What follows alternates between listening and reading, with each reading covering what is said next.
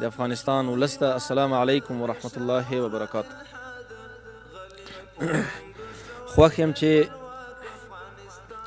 له یو داسې سفر څخه راګرځېدلی یم چې لله الحمد له ډېرو لاسته راوړنو ډک سفر و او هغه له خپلو هیوادوالو سره شریکوم. محترمو دوستانو، لکه څنګه چې تاسو ته بهتره معلومه ده، د خوړو او درملو ملي اداره یوه مستقله اداره ده.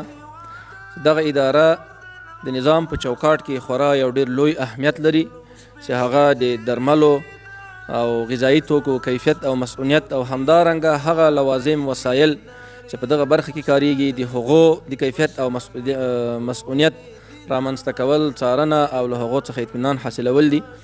نو په همدې اساس په ټوله نړۍ کې دا یو معمول ده چې په دغو برخو کې چې هغه تشخیصیه وسایل دي، درمل دي، د غذایي توکو مسؤلیت ته وخت نا وخت نړیوال او سیمه ییز کنفرانسونه وي، ترڅو هیوادونه وکولی شي چې خپلې ستونزې هلته بیان کړي او هغه هیوادونه چې په دغه برخو کې ډېر پرمختګ کړی ده د هغو له تجاربو څخه استفاده وشي او په دغه برخه کې چې کوم نړیوال قانون ده، کوم نړیوال استراتیژیانې دي، له هغه څخه ټول غړي هیوادونه خبر شي.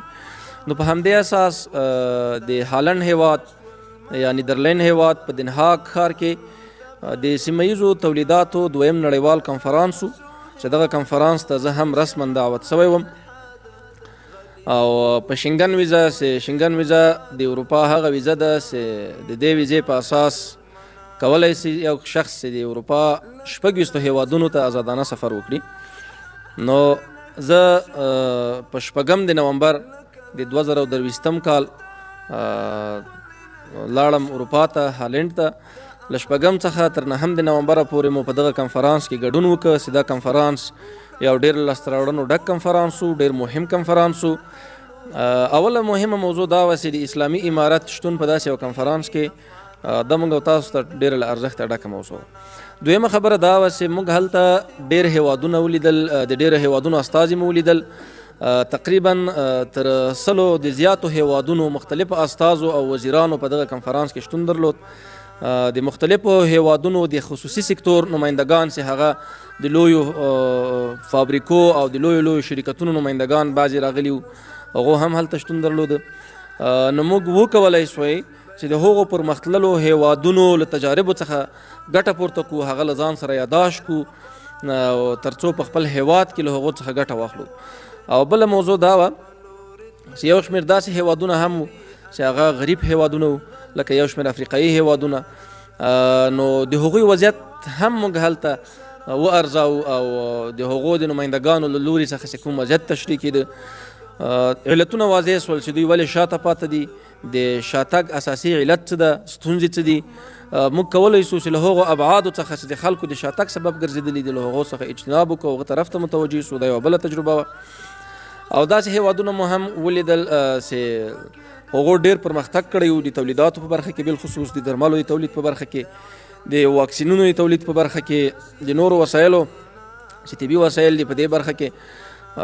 داسې دوی څنګه پرمختګ کړی و، د دې پرمختګ اساسي لاملونه څه وو او د کومو کرټریاو په عملي کولو سره د دوی وضعیت مثبت طرف ته تغییر کړی و.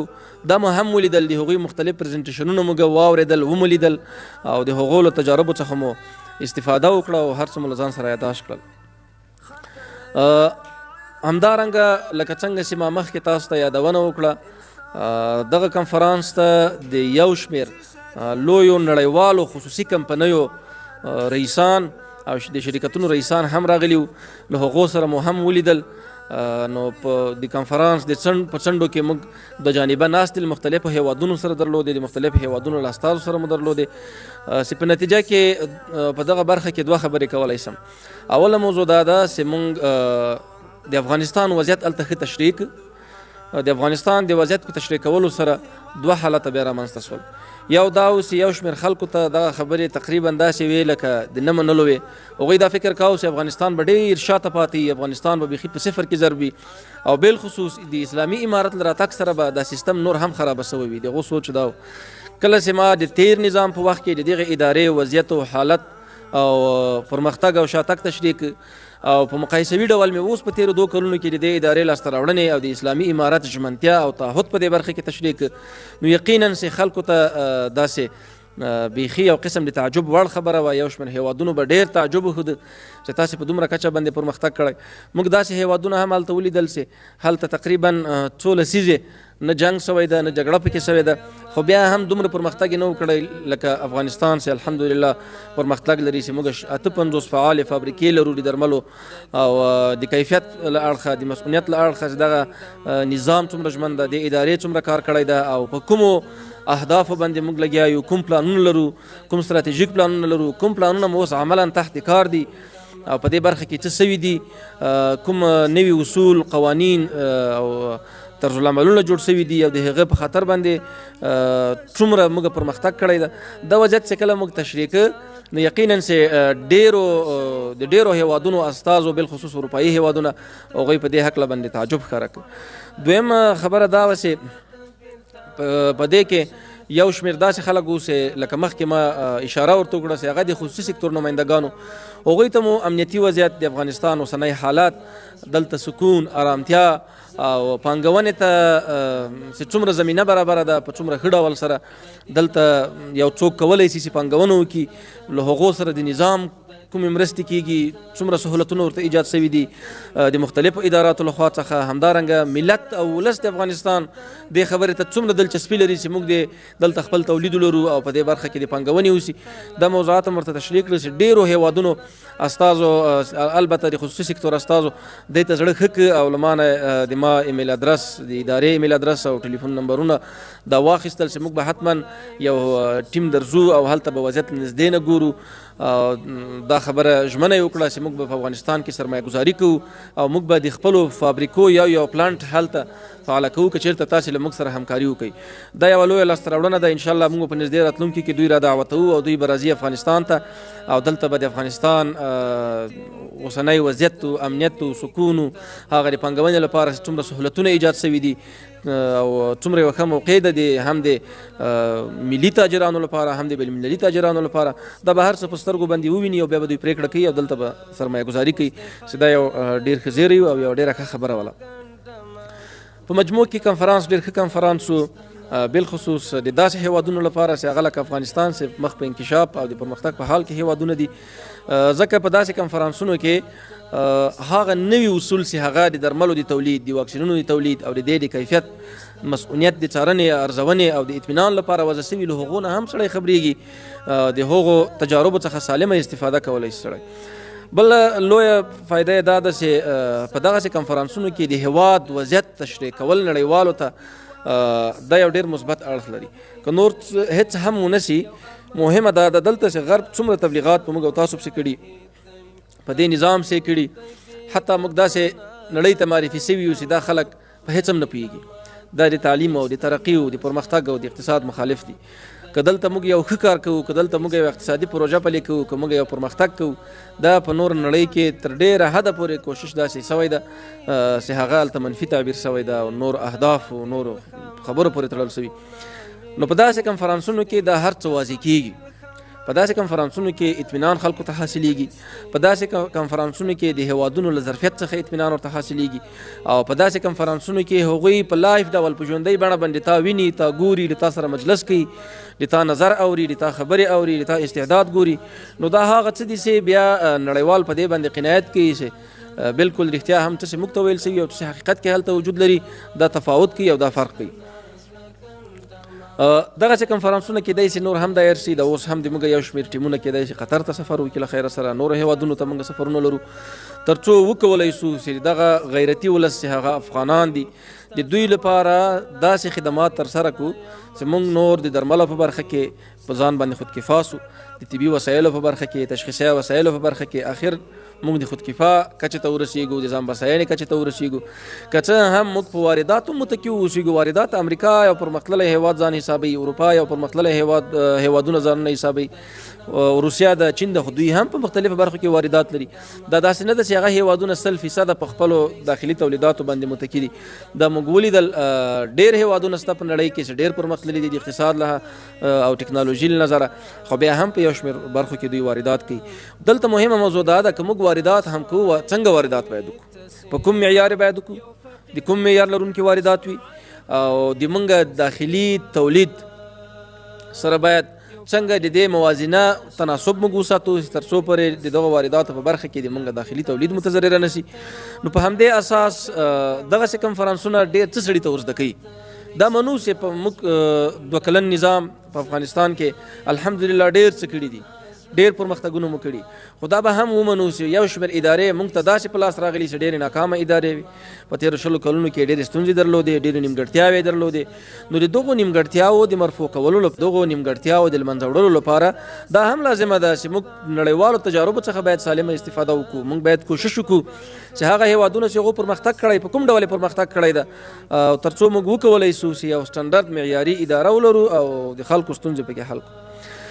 د دې کنفرانس نه وروسته داسې ما مخکې هم یادونه وکړه، ما شنګن ویزه لرله او ما کولی سوی اصولا قانونا چې د اروپا 6 هېوادونو ته آزادانه سفر وکړم. نو په هالند کې، بلجیم کې او داسې په جرمني کې له یو شمېر افغانانو ورونو سره مو ولیدل، له هغوی سره مو ناستې وکړې، د هغوی نظریات مو واورېدل او د هغوی هغه شک او شبهې چې د دغه نظام په هکله یې درلودې، د هغو په هکله مو وضاحتونه ورکړل. د نظام له پرمختګونو مو دوی خبر کړه، په اقتصادي پرمختګونو باندې بحث وسو، دغسې په تعلیمي پرمختګونو او په تعلیمي برخه کې بحثونه وسول، همدارنګه په سیاسي وضعیت، امنیتي وضعیت باندې بحث وسو. دا هغه څه چې موږ په مجموع کې ورته ویلی شو چې تقریبا دې ته غیر سیاسي ناستې وایو. دا غیر سیاسي ناستې وې ځکه موږ په دې کې کوم د بهرنیو هیوادونو کوم استازی نه رابللی وو، او نه مو هم د هغوی د هیوادونو په داخلي اجنډاو، د هغوی د هیوادونو په ساختار او جوړښت او سیاستونو باندې بحث کړی ده، نه مو په هغو باندې کار لرلی. د افغانانو ترمنځ ناستې وې، د افغانانو سره مجالس وو او له افغانانو سره د زړه خوالو وه چې موږ ډېر سخت الحمدلله استقبال سو، او په هر هیواد کې دومره استقبال د افغانانو له خوا څخه د ما سوی چې زه په تعجب کې سوم. ډېره مینه ماته افغانانو راکړه او د افغانانو ډېرې پوښتنې جواب سوې. حتی موږ داسې خلک هم هلته ولیدل چې هغوی په خپله باندې دا اقرار کاوه چې زه د اوسني نظام چې هغه اسلامي امارت د 100% مخالف وم. حتی داسې یو شخص هم ما ولید چې 3 ځله د اروپا پارلمان ته تللی او په دغه نظام باندې شکایت کړی او د اروپا پارلمان کې نیوکې کړې وې چې باید تاسې دا په رسمیت ونه پېژنئ، د تاسې رسمي استازي هلته لاړ نه سي، د دوی استازو ته اجازه ورنه کوي چې هغه دلته راسي. دغه یو شخص هم دومره متاثره سو چې زه تقریبا 2-3 دقیقې په غېږ کې نیولی وم او په ژړغونکي اواز باندې ما ته ویل چې زه اوس پوه سوم چې دا څنګه نظام ده، او د ما ټولې پوښتنې جواب سوې. له ما سره یو وړکی بیرغ و، دلته مې په سپین بیرغ ټومبلی و، نو په ډېره داسې عاجزه لهجه یې راته وویل چې دا ما ته تحفه کې راکړه. نو دا مې بیا هم ورته ورکړ. نو د دغو ناستو دغه فایدې وي او دا ناستې غیر سیاسي ناستې وي، د افغانانو ترمنځ ناستې وي، او په دې کې موږ وکولی سوی چې د خپلو افغانانو طرحې واورو، د هغوی نظریات واورو. هغه سوالونه چې هغه هلته ما جوابولی سوی، تقریبا 98% سوالونه د دوی هلته جواب سول. 2% هغه پوښتنې چې ما نه سوی جوابولی او د دوی طرحې او پیشنهادونه دا مې ټول ځان سره راواخیستل. دا به موږ دلته د اسلامي امارت له مشرتابه سره، له مشرانو سره شریکو، ځکه هغه هم د موږ ولس ته، هغه هم موږ نسو هېرولی، د دې وطن بچیان دي. د هغوی طرحې، د هغوی پیشنهادونو ته به انشاءالله ټول امارت په درنه سترګه کتلي او په درنه سترګه به ورته ګوري او په دې باندې به غور کوي. او که چېرته داسې طرحې وي، داسې پیشنهادونه وي چې هغه د افغانستان اقتصادي سیاسي وضعیت ته په کتو، هغه عنعناتو ته، اسلامي چوکاټ ته په کتو د عملي کېدو وړ وي، خامخا به په دې کې اقدام کېږي، هغه به عملي کېږي. نو په مجموع کې له افغانانو سره چې کومې ناستې وې ډېرې ښې ناستې وې، او موږ یو شمېر هغه کادرونه چې هغه چا 20 کاله، چا 10 کاله، چا 15 کاله، حتی داسې خلک موږ درلود چې 30-35 کاله په اروپا کې تېر کړي وو، په مختلفو برخو کې ماسټریانې، دکتوراوې درلودې، په مختلفو برخو کې تخصصات درلودل. هغو ته مو دعوت ورکړي چې وروره راسئ، د هېواد وضعیت تر بل هر وخت د کار لپاره مناسب ده، موږ تاسو ته اړتیا او ضرورت لرو. د هغوی تر ټولو مهم سوال دا و چې په دې نظام کې بغیر له علماو بل څوک نه چلیږي. نو دا سوالونه هم ورته واضح سول. موږ په واضح ډول دوی ته جواب ورکړ چې تاسو وګورئ، موږ 2 ډوله بستونه لرو، یو ته موږ سیاسي بست وایو، بل ته مسلکي بست وایو. په سیاسي یو شمېر بستونو کې خو به خود علما راځي، د دغه نظام د راوستو لپاره مبارزه کړې ده، او بل چې علما په رأس کې وي نو هلته به بیا له ګمراهۍ نه سړی ژغورل سوی وي، ځکه علما کرام د انبیاو وارثین دي. او هغه برخې چې هغه مسلکي اړخ لري، په هغو ټولو کې مسلکي خلک کار کوي. مسلکیان شته الحمدلله په دې نظام کې. خپله هغه مبارزین چې د دغه نظام د راوستلو لپاره مبارزه کړې وه، په دې برخه کې هم موږ مسلکیان لرو. او هغه مامورین چې تیر نظام سره عملا کار کوي، هغوی اوس هم له موږ سره کار کوي، اوس هم له موږ سره په کار بوخت دي. تاسې وګورئ چې د اسلامي امارت سره ثبت او راجستر مجاهدین تقریبا 75,000 نفر وو، خو اوس صرف د داخله وزارت تشکیل تر 150,000 ماته زیات ښکاري او زیات ته. د دفاع وزارت دغسې راواخلئ، استخبارات راواخلئ، نور وزارتونه او ادارې راواخلئ، تقریبا موږ په لکونو مامورین لرو او هغو ته د اسلامي امارت له بودیجې څخه معاش ورکول کیږي. نو دغه وضاحتونه ورته وړاندې سول او د دوی لپاره هم ډېره د تعجب خبره وه، ډېر خوشحاله وو. نو زه غواړم چې خبرې لنډې وکړم، که تاسې څه پوښتنې لرئ د تاسې پوښتنو ته جواب ووایم. په مجموع کې سفر ډېر ښه سفر و، کومه ستونزه نه وه پکې. یو شمېر داسې خلک خو به خامخا پیدا کېږي چې هغه د دې نظام سره مخکې مخالف ول، اوس هم مخالف دي. هغوی د خپلو شخصي اهدافو لپاره، د خپلو شخصي ګټو لپاره اوس هم غواړي چې د خلکو دلته په افغانستان کې د افغانستان د بچیانو د ولس وینه توی سي او دلته ګډوډي وي، اوبه خړي کړي او دوی مایان پکې ونیسي. نو هغه خلک د دې وړ هم نه دي چې موږ د هغو په خبرو باندې بحث وکړو، ځکه هغوی دومره وزن نه لري. دا مې صرف اشارتن تاسو ته یوه خبره وکړه، خو موږ په واضح ډول ټولو افغانانو ته هلته دا پیغام ورکړو چې ګورئ محترم ورونو، اسلامي امارت نه غواړي چې نور د موږ د یو هزاره ورور وینه توی سي. ما نمیخوایم که خون تاجک ما بریزد، ما نمیخوایم که یک مادر ازبک ما بچهش شهید شود و فوت کند، و ما نمیخوایم که یک مادر نورستانی ما بیوه شود، و ما نمیخوایم که اطفال نازنین ما و شما و جوانان پشتون، جوانان تاجک، جوانان عرب، جوانان ایماق از دست بتیم و زیر خاک شود. ادیره ها، قبرستان های ما پر جوانا هست و حالا بعد از 2 دهه که ما در یک حالات خونین قرار داشتیم و مبارزه علیه اشغال داشتیم، بعد از 2 دهه خداوند جل جلاله سر ما و شما رحم کرده و یک نظام اسلامی با نصرت خداوند جل جلاله نصیب ما و شما شده که در همه کشور امن است، ثبات است، استحکام است، پروژه های اقتصادی زیر کار است. ما اگر پیشرفت های 2 ساله با 20 سال گذشته مقایسه کنیم، میشه که بگوییم که در 2 سال ما زیاد پیشرفت کردیم نسبت به 20 سال، در حالی که تا هنوز به رسمیت شناخته نشدیم، در حالی که تحت تحریم های اقتصادی قرار داریم. هیچ کشور به اندازه 10 افغانی هم با ما کمک نکرده در بخش انکشافی. این همه دستاوردهای نظام امارت اسلامی است. این همه به این دلالت میکند که امارت اسلامی یک نظام شفاف، نظام متعهد به حسابدهی و نظامی است که از عایدات داخلی خود استفاده درست کرده و از این سبب ما حالا الحمدلله در حالت قرار داریم که همه مردم پیشرفت ما شما را با دیده خود میبیند و این را مشاهده میکند. نو په دغه موضوعاتو باندې هر اړخیز بحثونه وسول. اوس که تاسو کومه پوښتنه لرئ نو زه به تاسو پوښتنې ته ځواب ورکړم. مننه، خوشحاله اوسئ. صحبتهای احمد جان. وخت مو بخیر. زه عمران فضلیم د ملي ټلویزیون خبریال. عمر صاحب په ټوله کې له ګاونډیو هیوادو څخه کډوال هم په لاره دي، او بل دا چې سړه موسم دی، فصلي ناروغان هم زیاتې شوي دي. په ټوله کې ستاسو اداره د درمل د ستونزو سره مخ ده که نه ده، او په دغه سفر کې د درمل د مرستو تاسو سره څه ژمنه وشوه که نه د درملو؟ مننه. مننه، خوشحاله اوسئ. الحمدلله د موږ په هیواد کې کافي درمل شتون لري. لکه څنګه چې ما په خپلو خبرو کې مخکې وضاحت ورکړ، موږ 58 فعال تولیدي فابریکې لرو او له بهرنیو هیوادونو څخه درمل کما فی سابق په معمول ډول سره وارداتو ته اجازه شته او راواردېږي. تر اوسه پورې کومه داسې موضوع نه ده پیښه شوې چې هغه د دې سبب وګرځي چې موږ د درملو له کمبود سره مخ شو. په کافي اندازه درمل لرو په مارکیټ کې الحمدلله. او دویمه موضوع په دې برخه کې داسې نقدن چا واده نه ده کړې چې موږ به له تاسو سره د درملو مرسته وکړو، ځکه په دې هکله ډېر بحث هم نه ده سوی. هلته ټول بحث د درملو او طبي محصولاتو، واکسینونو او بیولوژیک موادو په تولید باندې بحث و، په کیفیت باندې بحث او د دغه برخې پرمختګ باندې بحث. چون د درملو لپاره مرسته کول او یا د درملو مرستې غوښتل تر ډیره حده پورې د عامه روغتیا په وزارت پورې هم تړاو لري. بیا هم داسې نقده واده د درملو د مرستې چا نه